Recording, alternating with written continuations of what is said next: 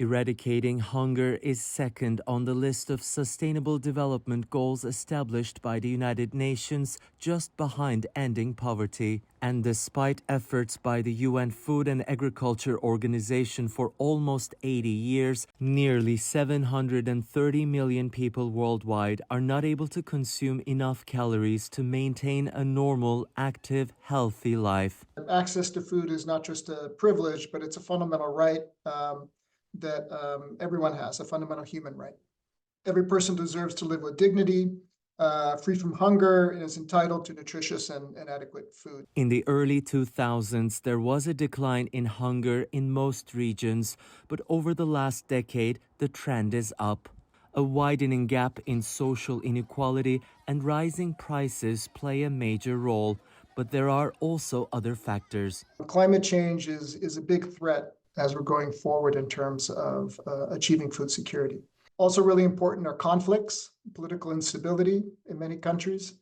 They play a major role. They displace millions of people and cut off their access to food.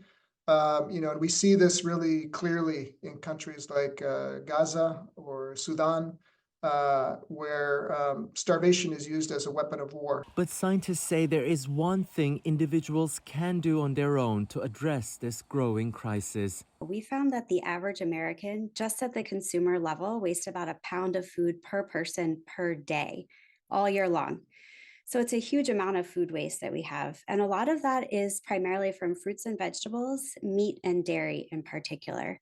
And when you look at food waste globally, the numbers are astonishing. According to the World Food Programme, 1.3 billion tons of food goes to waste every year. That's about 1/3 of all food produced for human consumption. Experts say if more people were committed to buying just needed quantities and making use of their leftovers, it would not only increase access to food, but also bring down the prices.